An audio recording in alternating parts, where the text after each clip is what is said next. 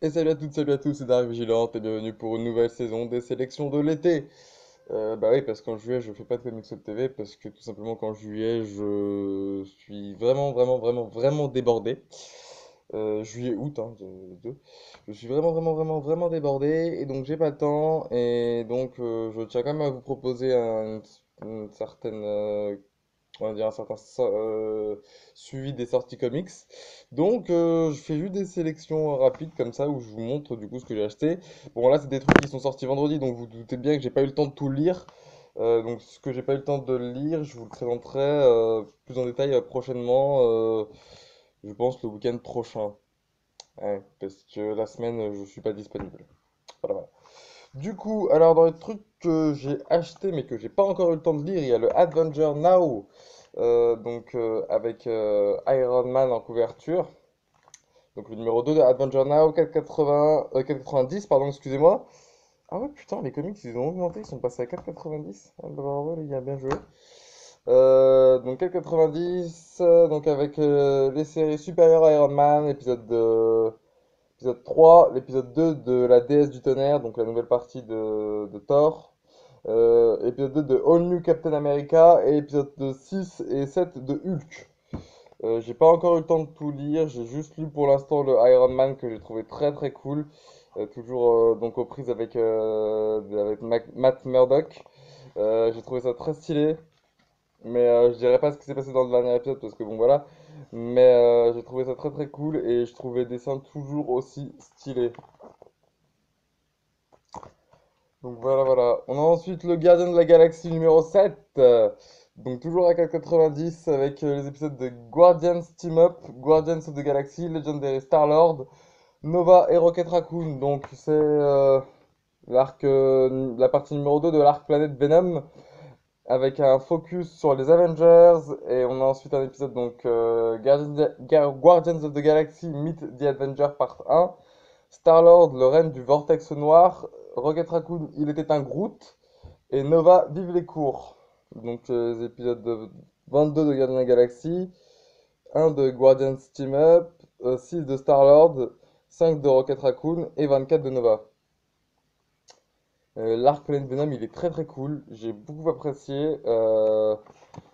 Franchement, que du classe. Puis la couverture, la couverture, elle envoie pas mal. Elle envoie pas mal. Donc ouais, ça c'était du très bon. J'ai beaucoup aimé le Guardians Meet the Avengers. Un petit côté Avenger Infinity War. Mais ouais, j'ai trouvé ça très cool, très bien, très classe. On peut le voir en plus là avec une jolie page sur les Avengers. Et voilà.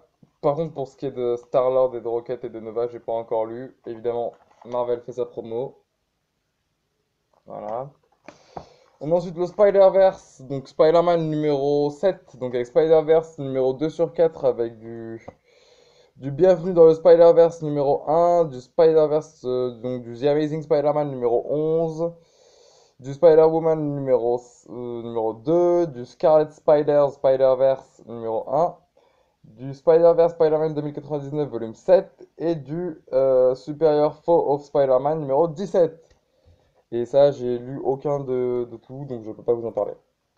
Voilà. Sorti la semaine dernière, donc le Batman Saga numéro 38 avec l'épisode 36 de Batman, donc la deuxième partie de Endgame. Épisode 36 de Detective Comics, donc Terminal partie 2. Enfin, c'est marqué Terminal 2 du moins. Batman et Robin 35, l'éveil de Robin, les portes de l'enfer.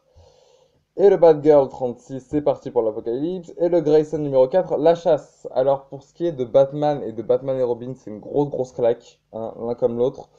Endgame, de toute façon, j'avais déjà lu en VO, j'avais lu jusqu'à la partie numéro 3. Le Batman et Robin, je l'ai trouvé très stylé également. Du coup, avec en support une partie de la Bat Family. Donc Red Hood, Batgirl et Red Robin. Qui ont prêté main forte à Batman pour aller récupérer Robin. Et le Endgame qui est une tuerie. Une tuerie. Donc Endgame qui est fait par, comme tout le monde sait, Scott Snyder et Greg Capullo. Le Détective Comics, alors j'ai un trou de mémoire, je sais plus du tout qui c'est. Qui c'est qui s'occupe de ce truc? Tac, tac, tac, tac, tac, tac. Alors c'est Benjamin Percy et John Paul Leon. Ouais, bah alors ça, bof bof, hein, je vois pas trop l'intérêt. Cette série, je trouve qu'elle perd un petit peu en intérêt de jour en jour, donc bon, enfin de mois en mois, pardon, excuse-moi. Donc bon, voilà. On a ensuite le Batman et Robin numéro 35 par Peter J. Tomasi au scénar et Patrick Gleason au dessin. Ça, par contre, c'est classe. C'est très très bien. On a ensuite la nouvelle Batgirl, donc la nouvelle série Batgirl, enfin, du moins la nouvelle équipe créative de Batgirl avec Cameron Stewart et Brent Fletcher au scénar et Babs Tarr au dessin et à l'ancrage. J'ai toujours un peu de mal avec cette série Batgirl, que ce soit la direction artistique ou la direction scénaristique, j'ai toujours un peu de mal.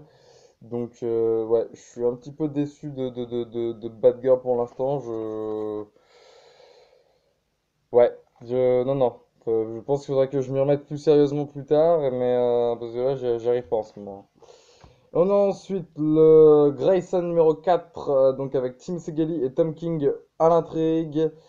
On a Tim Seeley au dialogue et on a Michael, excuse-moi, Michael Jane au dessin. Et c'est un petit peu, comment dire, c'est bien, mais je trouve ça trop éloigné de ce qui faisait le charme de la série Nightwing en fait. Donc c'est intéressant, mais je pense que scénaristiquement, c'est pas à prendre comme du Batman, c'est à prendre comme un truc extérieur. Voilà, voilà. Et on a ensuite le gros truc, le gros sorti de cette semaine. Harley Quinn tome 1 chez Urban Comics. Donc Harley Quinn tome 1 qui s'intitule complètement marteau. Qui contient, si je dis pas de conneries, les épisodes 0 à 8, plus le Secret Origins numéro 4. Le Secret Origins, je veux pas dire de bêtises, mais je crois que scénaristiquement c'est un autre délire que le reste. Ah non, c'est toujours Amanda Corner et Jimmy Palmiotti au dessin. Enfin, ouais, au scénario. Et c'est Chad Hardin au dessin. Et pareil pour la série de base, il me semble. Ah non, au dessin, dans le prologue, on en a plein. Oui, c'est vrai que, oui, de par l'histoire du prologue, il y en a plein. Il y a Jim Lee, Bruce Timm, Charlie Adler, Tony Salvador Daniel. Stéphane Roux, Dan Posian, Walter Simmons, enfin, il y en a plein. Darwin Cook, enfin bref, il y a plein de scénaristes dans dans le numéro 0, mais c'est parce que du coup Harley pense à quel genre de quel dessinateur et quel scénariste pourrait s'occuper de sa BD si elle avait une BD. Et du coup après on a Chad Hardin au dessin sur la série régulière. Et franchement, c'est le Deadpool de chez DC Comics. C'est le Deadpool de chez DC Comics. C'est complètement barré. Ça a aucun sens. Euh, c'est énorme du début à la fin, quoi. C'est surréaliste. Matez quoi, les bagages d'arrêt sur sa moto, quoi. C'est juste, c'est juste complètement tordu. Mais c'est énorme. C'est énorme parce que c'est complètement barré et moi j'adore ça. Puis regardez ça, cette page avec le Joker, elle est magnifique. C'est la page de la cover. Mais voilà quoi, moi je trouve ça juste monstrueux et c'est juste trop énorme. Scénaristiquement, c'est complètement barré. C'est, c'est- Ça part dans tous les sens à chaque fois. Puis on a même Poison Ivy qui fait un guest. On peut voir là. Qu'on peut voir aussi plus loin ou plus au début, je sais plus exactement. Mais de toute façon, chaque, chaque cover en plus de cette série, elles sont monstrueuses. Et puis le Secret Origins, oh là là là là là là là là, comment il est classe le Secret Origins, déjà la cover est pas mal. Et puis le Secret Origins du coup qui nous raconte les trucs d'Harley. J'aime beaucoup dans le prologue, donc dans le numéro 0, à un moment elle se dit que Jim Lee pourrait peut-être dessiner sa série et Donc t'as en gros, t'as l'auteur qui parle avec Harley, qui lui dit qu'il a un peu modifié le décor, et t'as Batman qui fait ouais, Bruce Timm n'aurait jamais fait ça, et t'as le rédacteur qui fait Bruce Timm, bonne idée, Monsieur Wayne. Enfin, plein de petits trucs comme ça, mais c'est juste énorme quoi. Et le personnage d'Harley, je trouve qu'il est tellement bien dessiné, il est tellement énorme. Donc, non, c'est juste barré, complètement déjanté, ça a aucun sens. Et pour ça, je vous le conseille parce que c'est juste monstrueux. Je l'ai dévoré. Je l'ai dévoré en une après-midi et une nuit. Donc, pour vous dire à quel point il m'a plu. Donc, franchement, n'hésitez pas, c'est que du bon si vous avez l'occasion. Jetez-vous dessus, c'est tout. Voilà, quant à moi, je vous dis à bientôt pour de prochaines vidéos. Salut!